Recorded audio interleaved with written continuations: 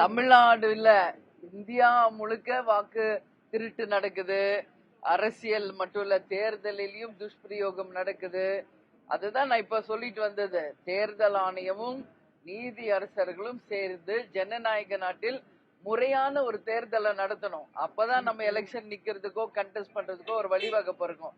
கண் கூட எல்லாருக்கும் தெரியுது, ஓட்டு காசு கொடுக்கறாங்க, எல்லாமே தப்பு நடக்குதுன்னு தெரியுது. என்ன ஆக்ஷன் எடுத்திருக்காங்க இது வரைக்கும்? அதனால பீகார் மட்டும் கிடையாது, இந்தியா முழுக்க சீர்திருத்தம் நடக்கணும். அப்படியெல்லாம் அதெல்லாம் சும்மா, அது இப்பதான் பொம்மையா செயல்படுறாங்களா? எப்பயுமே அப்படிதான் இருக்காங்க, புரியுதுங்களா? இன்னைக்கு நேத்து கிடையாது. அதான் சொல்றேன்னு, ஒரு ஸ்டேட் கிடையாது, ஆல் ஸ்டேட் ஒரே ப்ராப்ளம் தான். ஃபர்ஸ்ட் ஓட்டு காசு கொடுக்கிற கலாச்சாரத்தை நிப்பாட்ட சொல்லுங்க. நடக்கின்ற அராஜகத்தை தடுக்கணும். கள்ள ஓட்டு, ஓட்டு திருட்டு எல்லாமே தான் சரி செய்ய வேண்டியிருக்கு. சோ தேர்தல் ஆணையம் தான் இதுக்கு ஒரு நல்ல முடிவு எடுக்கணும்.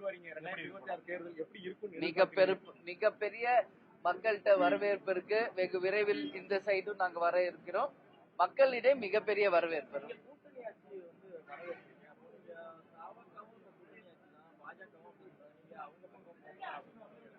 அப்படி எல்லாம் நீங்களா நினைச்சுக்கிட்டா அதுக்கு நான் பதில் சொல்ல முடியாது. எங்க வேலையை நாங்க பாத்துக்கிட்டு இருக்கோம். சரிங்களா? அது எல்லாமே இன்னைக்கே சொல்லிட முடியுமா? சட்டமன்ற தேர்தலுக்கு இன்னும் 9 மாசம் இருக்கு. சரிங்களா? இன்னும் நிறைய டைம் இருக்குங்க. அது பத்தி உரிய நேரத்தில் நாங்க சொல்றோம். கட்சி மாநாடு நடத்துறதுக்காக ஏகப்பட்ட நெருக்கடி கொடுத்தாங்க. ஷேர் கொடுக்கறது வந்து எல்லாமே நெருக்கடி கொடுத்தாங்க. இல்ல, நான் என்ன கேக்குறேன், பிரஸ்ஸுக்கு இதை தவிர வேற கேள்வியே இல்லையா? நானும் இல்ல ஒரு நிமிஷம், தமிழ்நாடு முழுக்க டெய்லி பிரஸ் சந்திக்கிறேன். இந்த ஒரு கேள்வியை தவிர வேற கேட்க மாட்டேங்கிறீங்க. நான் நான் கேட்கறது ஃபர்ஸ்ட் புரிஞ்சுக்கணும். நான் தூத்துக்குடி வந்திருக்கேன். ஏன் மக்கள் பிரச்சனை யாரும் கேட்க மாட்டேங்கிறீங்க? இங்க மக்கள் பிரச்சனை எத்தனையோ நடந்துகிட்டு இருக்குல்ல.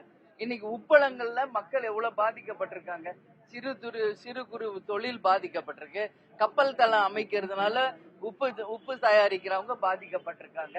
எத்தனையோ சட்டம் ஒழுங்கு பிரச்சனை இருக்கு. ஏன் அது மக்கள், ஒரு பத்திரிகையாளர் 3வது தூணுங்கிறோம், ஏன் மக்கள் பிரச்சனை ஏன் கேட்கவே மாட்டேங்கிறீங்க? 2 கொஸ்டின் தான். நான் டெய்லி பிரஸ் சந்திக்கிறேன். ஒண்ணு கூட்டணின்றீங்க, இல்ல விஜய்ங்கிறீங்க. சோ அந்த 2க்கு இனிமே என்கிட்ட யாரும் பதில் கேட்காதீங்க. பல தடவை நான் அது பதில் சொல்லியாச்சு. ஏன்னா நான் வந்தேன்னா மக்கள் பிரச்சனையை என்கிட்ட கேளுங்க. மக்களுக்காக தான் இங்க அரசியல், மக்களுக்காக தான் இங்க ஆட்சி. மக்கள் நல்லா இருந்தா தான் இந்த நாடு நல்லா இருக்கும். புரியுதுங்களா? நன்றி நன்றி நன்றி.